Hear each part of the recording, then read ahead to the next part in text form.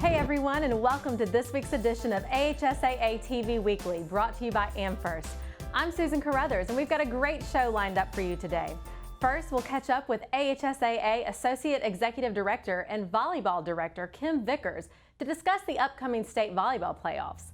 Then we'll meet Fultondale High School wrestling coach Billy Hughes to talk about the wrestling foundation he works with, helping schools establish their own wrestling programs. You won't want to miss our final installment of this year's Making a Difference recipients. Last but certainly not least, this week we'll meet Class 7A recipient Deborah Broom, who serves as assistant coach extraordinaire for the Rebels athletic program. And we'll close this week's show with everyone's favorite Holtzford highlights, compiled by AHSAA Coordinator of Social Media David Holtzford. We'll be right back in just a moment. Retirement planning, investment planning, education planning, ad valorem. Blah, blah, blah, blah, blah, blah, blah, blah. Financial planners love to show their version of a perfect retirement, but what about your perfect retirement?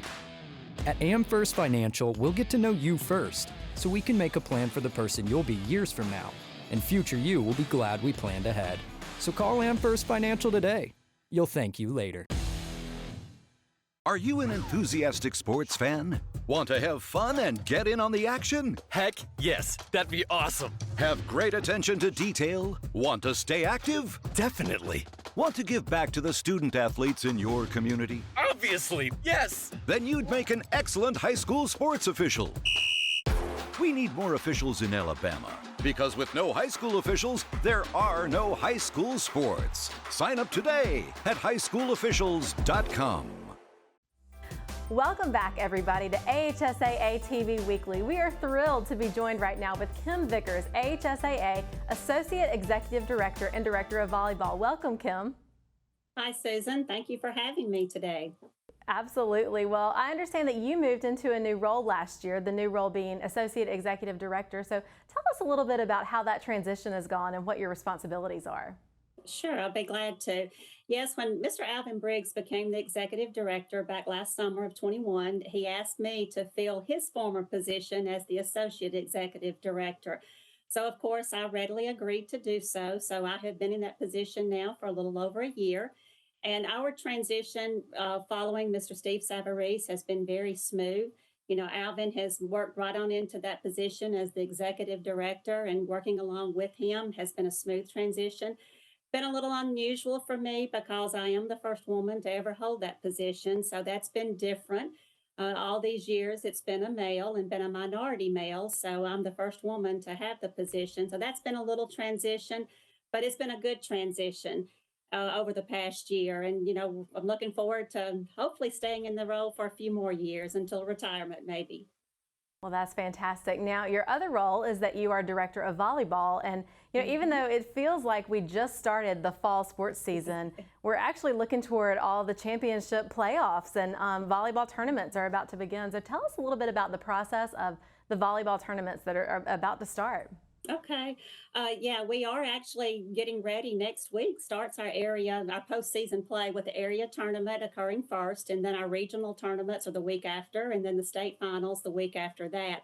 And I totally agree that it feels like we have just started, but I feel more so that we just finished last year's season, and now we're about to complete this year's season. Time just goes by way too fast. But volleyball in the state of Alabama has grown tremendously over the years.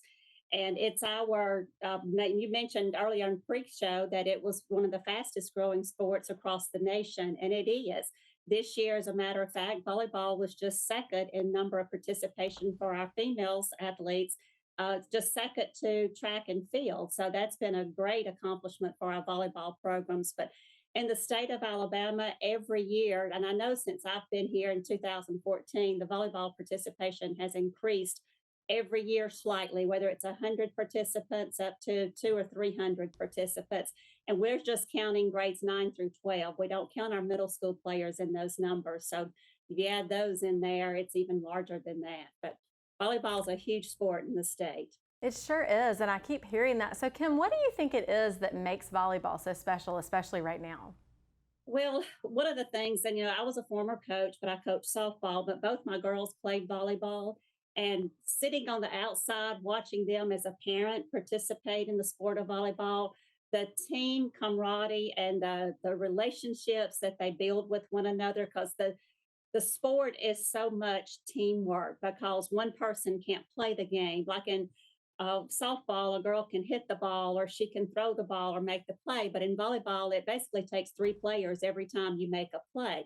So that relationships and the bond they create in the sport is very tight. But I'm also going to have to give a little shout out to our coaches. We have an outstanding group of men and women that coach our volleyball programs, and the life lessons that they teach through that sport have a major impact on these young ladies' lives. And I think that has a big part of it as well. And young girls want to be part of that. They see it from the outside, and they admire it, and they grow up thinking one day I want to be part of that. So that has a lot to do with it as well. And then too, volleyball is one of our best sports for sportsmanship.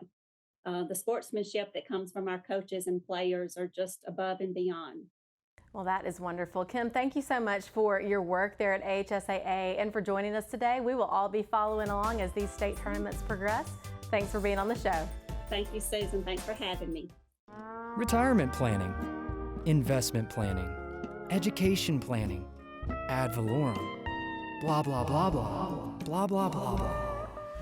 Financial planners love to show their version of a perfect retirement, but what about your perfect retirement? At AmFirst Financial, we'll get to know you first, so we can make a plan for the person you'll be years from now, and future you will be glad we planned ahead. So call AmFirst Financial today. You'll thank you later. We are thrilled to welcome to the program now Fulton Dell wrestling coach Billy Hughes. Welcome. Good. Welcome. Thank you so much for having us. Absolutely, and your precious granddaughter, glad to have her as well. Yeah, she gets to do this for the first time, I guess. Hopefully we'll be last. That is wonderful. Well, Coach Hughes, first of all, you have quite a legacy there at Fulton Dell High School, multiple state championships and a host of individual championships. But tell us a little bit about your background and your passion for wrestling. I've been wrestling coach at Fulton Dell now for about 35 years. Started out as a middle school coach, and now took over as varsity coach in 1995 from Charlie Bruce. It is absolutely the oldest sport in the world, the greatest sport in the world. Teaches so many more things than just how to be an athlete or be part of a team. The life lessons that wrestling teaches are just amazing. So that's the reason I stay. Very good. Well, I'm particularly interested to learn about today the program that you've started that helps other schools establish wrestling programs. So tell us a little bit about your work in that arena. I retired from a classroom in 2019 and continue to coach at Fulton Dell High School. It's been a blessing to be able to do that. I retired to take care of my parents who have since passed away. Now I'm able to take care of my granddaughter a few days a week, which is a blessing as well. Being retired, there were some teams starting up, or we're talking about starting up, but they couldn't afford a wrestling mat. And I knew there were mats out there that people were no longer using and put in a corner or under the bleachers or were just storing wherever. So, along with Randy Haupt, who was my assistant coach and was head coach at Hoover, and Sumter Christian has been a wrestling official for 50 years, we teamed up together and we started looking for mats. And when we got our first mat, out of the blue, we got a call from a wrestling club that was closing down and said, "Hey, if you just come get the mats, you can have them." Well, at that time, Southeastern High School was starting their wrestling team and had a brand new coach, and we reached out to them. They said, "Yeah, anything you can get us, we'd appreciate." So we got them a mat first, and then another section of mat went to the Hayden Wrestling Club to help the kids up in Blount County. Since then, Davidson High School has received a mat in Mobile. LaFleur High School has received a mat. Alma Bryant High School has received a mat. We've sent a mat to Brewer High School recently from John Carroll Catholic. So finding the mats and getting them out is, it's such a thrill to watch these coaches and kids that are getting a mat. And of course, we're doing this through the Alabama High School chapter, or the Alabama chapter of the National Wrestling Hall of Fame, of which myself and Coach Hott are members. And using that as our vehicle, we're doing it through the hall. The mats are donated to the hall. And once a school has finished with a mat, if they purchase a mat of their own, the mat comes back to us to go out to another school. So it's the gift that keeps giving. We have several mats in our. We're waiting to receive several mats from teams that are about to retire mats and buy new ones. It's just it just takes a while to get them. But I've got a waiting list of schools needing wrestling mats. Well, what a fantastic program. We're so happy to share this story with the state. How can people contact you if they're interested in starting a program at their school and might be able to use your help? They can contact us on Facebook is the easiest way to get a hold of me. And once they contact me on Facebook, I'll give them my email address. I'll give them my phone number. But the first initial contact needs to be a private message in Messenger on Facebook. If they're going to take the time to do that, I know they're serious about it. Oh, I forgot one, Matt. We have Oxford High School has let Randolph County borrow one of their mats. We arranged for that to take place. So Randolph County has one of Oxford High School's mats temporarily. So that's another mat that's gone out.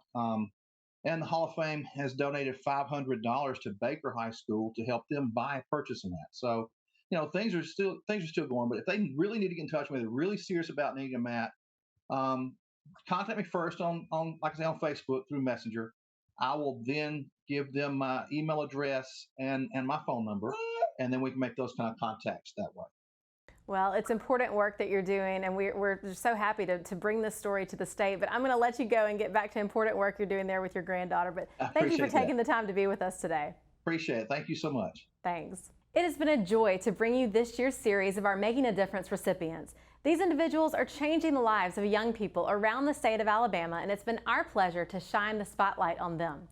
This week's recipient is Deborah Broom from Vestavia Hills.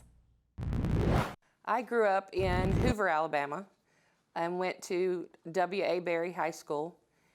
And I have two uncles that were teachers and coaches, and two brothers, and so I was pretty active in playing, and so I thought that physical education would be a great fit for me.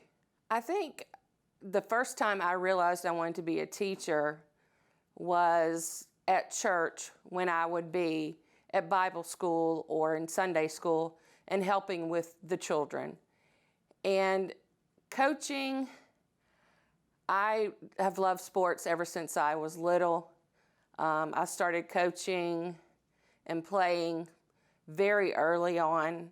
I've coached my nieces and my nephew in basketball, softball, bowling, and just lots of other things. And I like the aspect of working with students in sports, not just for the W, but because of the things that sports can bring. Sports brings relationships. Sports brings family together. And I think that's the big reason that I went into coaching and teaching. I do not mind the work. My parents have instilled in me a servant's heart. And they gave that to my brothers and I. And it's just what I do. If I can help somebody with anything, I'll be glad to help. Doesn't matter if I'm coaching with you, if I'm in the classroom with you. If I can do something to help you, I'll be glad to help you. The students have taught me patience and understanding, and that there are differences in all of us regardless of what the appearance is. I do what I do because I love working with students. Doesn't matter the sport. Like you said, I've coached middle school volleyball and basketball, high school volleyball, basketball, softball, bowling. And the people that I have worked with throughout the years, Fran Brash, like we said earlier, Todd Evans, Brian Moon, Charmin Martin, I couldn't ask to be around a better staff. And they are always very supportive. The athletic directors I've had, Buddy Anderson, Jeff Seegers, Myra Miles, Laura Casey, always supportive, encouraging, and they truly see the best in each of our coaches and that we want what's best for the children that we coach. The perfect checking account doesn't exist. Not at a bank, that is. So why do you keep looking there? At AmFirst, you can get no minimum balance or monthly fees, an instant issue debit card, and free checks with unlimited check writing. But who doesn't want more? Like a rewards program you'll actually use, and convenient digital tools that make it easy to manage your account from anywhere. Now you could try and find that at a bank, or you could save yourself the trouble by checking with us.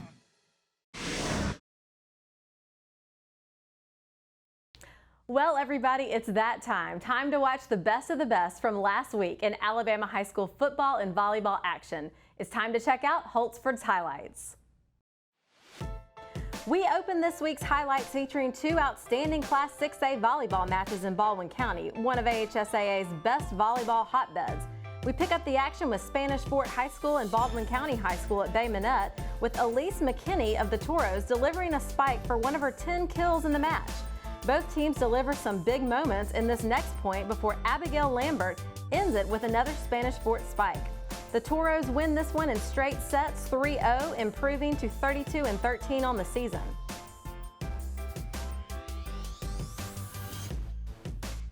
Next, we travel 15 miles to pick up on the action between Bayside Academy, which is riding a 20-year state championship winning streak, and Robertsdale. We see a long volley here by the Admirals and the Golden Bears before Bayside's Georgia McInnes delivers one of her 9 kills on the night. Next, Blakely Robbins gets some help with hit blocks in the first set for the Admirals. Coach Ann Schilling's squad wins this match 3-0 to improve to 37-11 in the Lady Admirals' first season in Class 6A.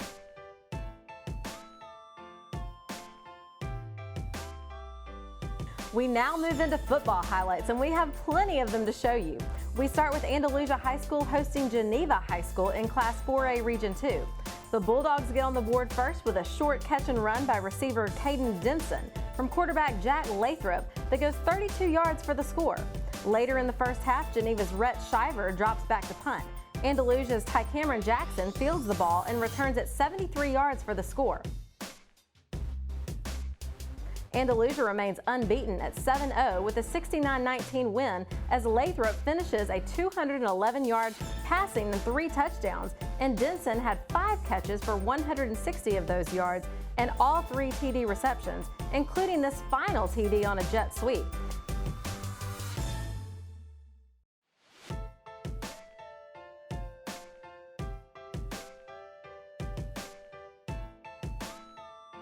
Andalusia faces Slocum this week and then faces unbeaten Montgomery Catholic October 14th with the Region 2 title on the line.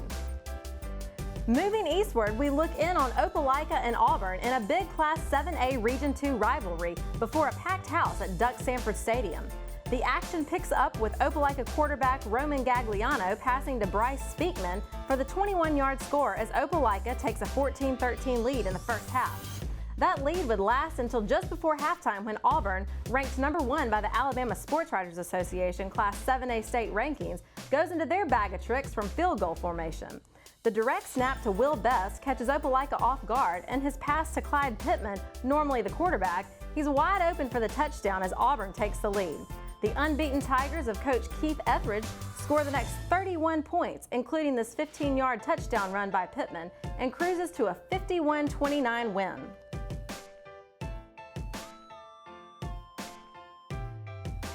Staying in East Alabama, we check out Eufaula vs. Carroll in a Class 5A Region 2 battle played on Thursday night.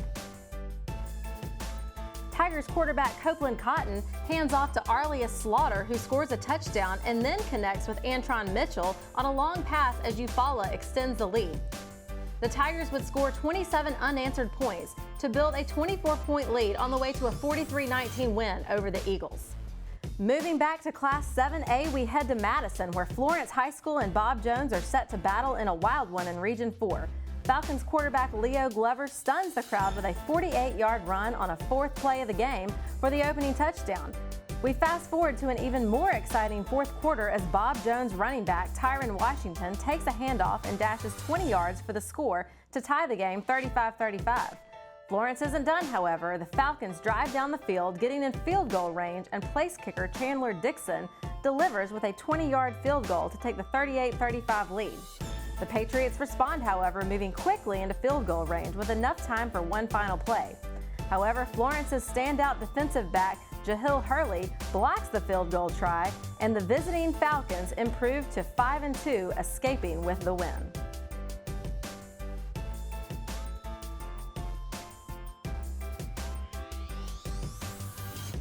Staying in Class 7A, we find another nail-biter between Hewitt-Trussville and defending Class 7A state champion Thompson in Alabaster. Unlike most recent Huskies-Warriors games, this one was a defensive battle from the start. The Warriors coach Mark Freeman extends the lead 14-6 with this interception and 30-yard run for a touchdown by Anquan Fagans. Hewitt gets a late touchdown from quarterback Peyton Floyd on a 4-yard run up the middle, but Thompson's Fagans stops the 2-point conversion with his second interception of the game, and the Warriors win 14-12 and remain unbeaten in Region 3 at 4-0.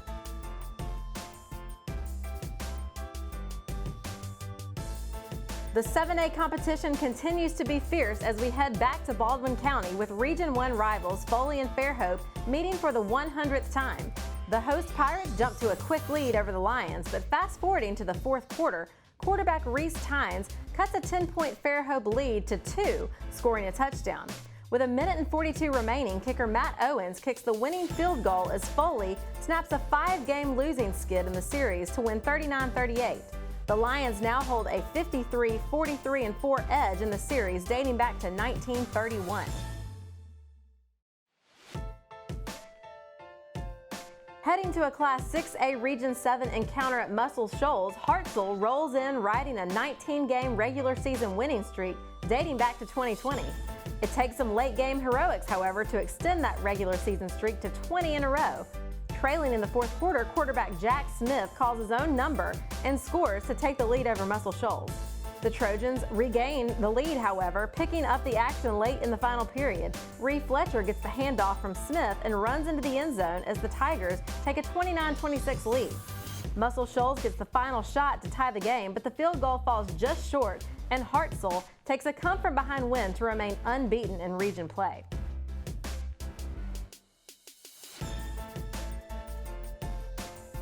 Heading to Crenshaw County, we check in on Class 2A rivals Highland Home and Luverne in Region 3. The unbeaten Flying Squadron took control early with Tyler Cheney intercepting 2 passes on defense.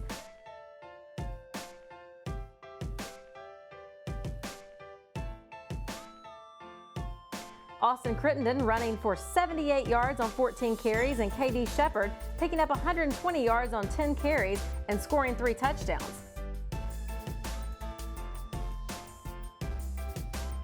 And Highland Home's big man, Keldrick Falk, a defensive end committed to Florida State, picks up a TD and has 92 total yards of offense as well.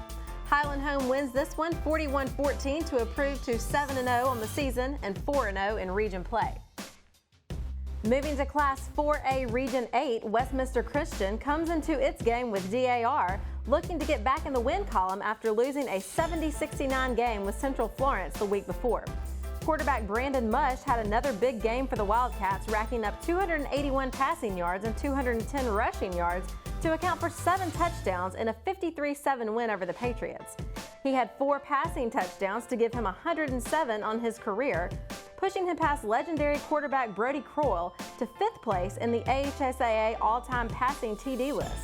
Croyle, who started at Westbrook Christian High School from 1996 to 1999, had 105 career TD passes before quarterbacking at Alabama and in the NFL with the Kansas City Chiefs. We close this week's highlights with the top plays from last week's AHSAA TV Network Game of the Week, produced by WOTM TV, featuring St. Michael's Catholic of Fairhope posting a tough 49-41 victory over Orange Beach in Class 4A Region 1. Let's join the broadcast team with Coach Rick Rose and Mickey Shadrick. What a battle tonight it was in Fairhope. 4A Region 1 matchup tonight between St. Michael and Orange Beach. And St. Michael holds on for a 49-41 victory. Huge region win tonight for the Cardinals. Mickey Shaddricks along with Coach Rick Rhodes. Coach, coming in, we knew this game looked like a very evenly matched game. Two teams in desperate need of a region win. You had the rivalry element in play as they're only about a half hour apart. This game was everything that we thought it could be. Yeah, it really was. It really was an exciting game, as good a game as we have had in a long, long time. It had really everything, but what it had more of than anything else was that right there. Great running by St. Michael behind the left side of that offensive line. That got us started tonight, and that's going to be something that we're going to see repeated throughout the night. Very physical game, pretty heated, and lots of big plays. And right here you see the Makos get back in this game with a long strike right here, and that won't be the last time we see that young man tonight. Yeah, Riddell had 3 touchdown receptions tonight, and you talked about it during the telecast. It was the deep ball that really was the friend of the Makos tonight, and it was the methodical running and the churning of the ground game behind this big offensive line by St. Michael's. Faiupu had the huge game, and this was a game that saw a lot of momentum swings back and forth. Turnovers and penalties played a part. Bottom line, though, Coach, it was just every time that Orange Beach got close, and they pulled to within 6 at one point, St. Michael's always seemed to have the answer. They always did. They always would come up with a play, and it came in different forms, as you see. Again, another answer by Orange Beach to close things down. But every time they did, as you can see, that momentum's wearing a white shirt right here, and it looked like that maybe Orange Beach was going to get back and maybe win this football game. But every time that would be the case, St. Michael would have an answer. Big sack here. Pearson, the linebacker for Orange Beach, had a huge game, and you see here it was Murphy with the pass to Cortez, and then Faiupu. Again, what a game he had. 4 touchdown runs for this young man tonight. And that fourth down pass to Sexton was one of the big plays in the game, and that touchdown afterwards. Again, Orange Beach will answer right back. Looks like it's going to be a track meet to the end, and it was. And then another run here. Ezra Sexton taking it the distance in for the touchdown. And if you like big play football, this was your game because there were a ton of them. And this was a 3rd and 20. Yeah, Turner to Riddell. I was just going to say, we talked about big chunk plays. Well, there are a lot of chunks taken tonight, I can tell you, Mickey. There's another one right here. And it was a lot. We saw some familiar names, but there were a lot of different guys too that made plays. Corte, that was his long play of the night, and then of course this is going to be a kickoff return that we thought might turn everything around for the night, but again, St. Michael will answer. And here is another Faiupu touchdown. Again, 4 for this young man tonight. He contributed in so many ways. And then again, when you thought Orange Beach was out, they get the touchdown pass to Riddell. And then here is the huge 4th down play that pretty much sealed the deal for St. Michael and got them the win and got their coach all excited. If you want to see your highlights on next week's show, send them to David Holsford at the email address on your screen. Don't forget about this week's AHSAA TV Network Game of the Week. This Thursday, we'll be at Gordo for their game versus Fayette County. Thanks for watching, everyone. We'll see you right back here next week. But in the meantime, please remember that sportsmanship is essential to high school sports programs. Remember to be a good sport.